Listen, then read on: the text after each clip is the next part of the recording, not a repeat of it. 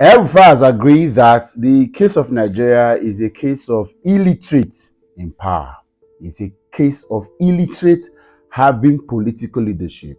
And in fact, he went on to say that this is why we cannot have quality or good governance in Nigeria. Of course, El-Rufai himself, who is a member of the APC, a former supporter of the Bola Ahmed Tinubu's personal ambition, otherwise known as a Milokon, as formerly at the what we would like to say the beginning of the beginnings of blasting and publicly slamming the sitting president and the party in power for allowing the poorest of leaders and the illiterate of the illiteratest of the illiterates of leaders to continue to lead the country, and thereby seeing, he said actually that what we have at the moment is a case of national emergency. I'll read so that you know that this is not coming from me. So it's a report, and former Kaduna State Governor Nasir El-Rufai has taken a swipe at his party, the All Progressives Congress, APC, accusing it of abandoning its founding principles and fostering poor leadership.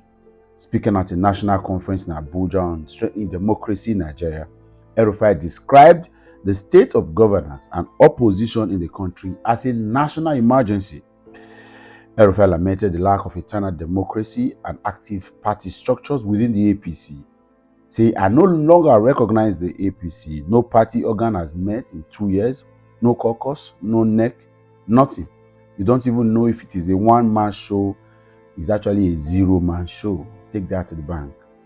The former governor criticized the quality of leadership emerging from political parties, attributing it to unqualified delegates. You cannot afford to have illiterate, semi-illiterate, and corny people as your leaders. This is why we end up with the poor leadership we have today, he said. El-Rufai urged political parties to set higher standards for candidates and delegates, noting that the Constitution's minimum requirements of a secondary school certificate should not suffice for party nominations. Reflecting on the party's foundation, El-Rufai said the APC was originally established to combat corruption, rebuild the economy, and enhance security. He, however, said the goals have been abandoned. It was never true anyway, but the problems that led to the creation of the APC remain unsolved, but I no longer believe the APC is interested in addressing them. The distance between me and the party is widening, he revealed. El-Rufai also urged opposition parties to unite and form a broad coalition to challenge the ruling party and protect democracy. There are internal machineries in the APC hired and motivated to destroy the party. The Labour Party is facing also similar issues. Peter Obi himself told me, I don't know what's happening in the party I contested with. There seems to be a deliberate project to destroy opposition party, he alleged, citing a poll that reveals 75% of registered voters may abstain from the 2027 election. El-Rufai warned of an impending crisis. This is dangerous for those of us who lived half of our lives under military rule. We know what it is. We don't want a military rule, but we also don't want civilians behaving like military in their barbariga and suits, he said. He appealed to opposition parties to set aside their differences and form a united front to save democracy. This is a national emergency, and we must act before history repeats himself, he concluded. I fell laugh, but wait, my laugh. Nobody in our recent political discourse have been as humiliated as El-Rufai was. El-Rufai had wanted to leave politics after his 8-year term in Kaduna State as governor, and then he was going to go to school. He said he wanted to do PhD and continue learning, but the master deceiver himself, the great strategist, the manipulator, the liar, the Milokon one of the universe, deceived him not to go to school yet, to come and join hands in reforming a government that will provide quality leadership to the people.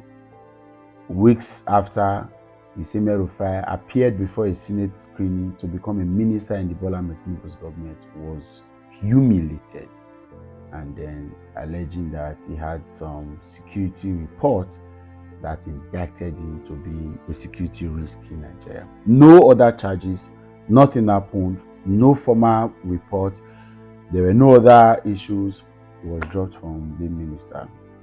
And for somebody that has been in Nigerian politics as one of the core strengths of the APC, provided a bit of quality leadership. Yes, I have disagreement with El-Rufai, especially with his high-handedness in certain place, his loquacious, garrulous statement concerning other political actors. He feels it was good to have him dealt with like that. But then, this is him now agreeing that we have illiterates in power, and then agreeing that what we have in government at the moment is somebody who is wearing babariga and militarizing the country. But again, one of those times where you say, forget the messenger, take the message. Any lie said. Is this a lie? Has El-Rufai lied? Has he committed a crime? Is there any of these things that he has said that are not visible to the blind and audible to the deaf? Oh no. But then you are going to consider the messenger and defy that the message is not qualitative enough. That's a problem. For me, yes, I agree that opposition parties in Nigeria should form a coalition. I don't believe in 2027 general elections. I believe it to be a mere fiasco, to be a mere literary walk.